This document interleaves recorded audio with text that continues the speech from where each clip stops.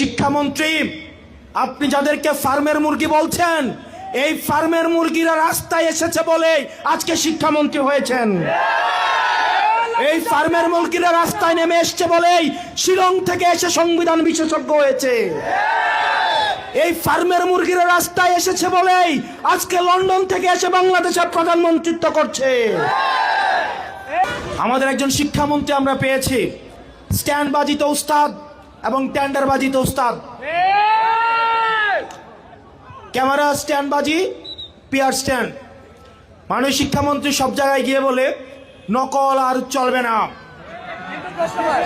2026-এর শিক্ষার্থীরা আপনাদেরকে দেখিয়ে দিচ্ছে এই স্ট্যান্ডবাজি আর বাংলাদেশে চলবে না।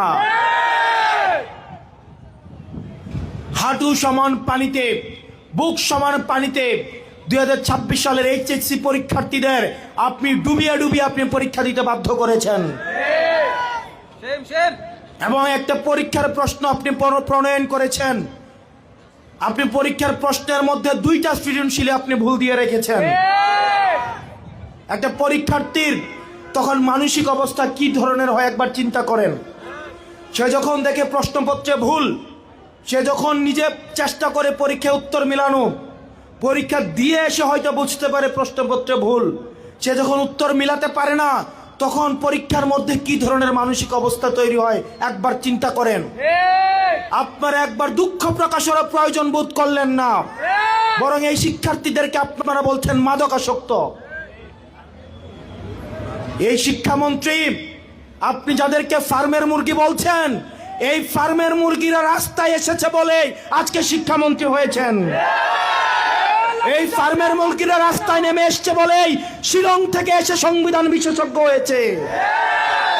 এই ফার্মের মুরগিরা রাস্তায় এসেছে বলেই আজকে লন্ডন থেকে এসে বাংলাদেশের প্রধানমন্ত্রিত্ব করছে।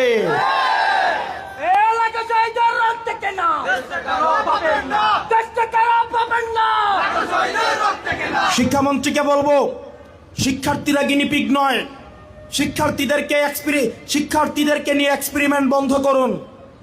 কিছুদিন পর পর একটা জিনিস ইচ্ছা হয়, আপনারা সেটা তাদের উপরে চাপিয়ে দেন, শিক্ষার্থীদের উপরে চাপিয়ে দেন।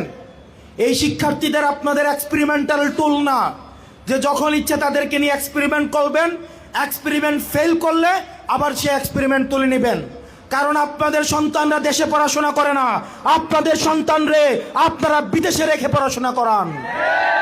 পরের সন্তানদেরকে রাস্তায় রেখে রাজনীতি করাবেন, পরের সন্তানের ভবিষ্যৎকে নষ্ট করবেন, পরের সন্তানদেরকে নিয়ে এক্সপেরিমেন্ট করবেন। এই বাংলাদেশ নিয়ে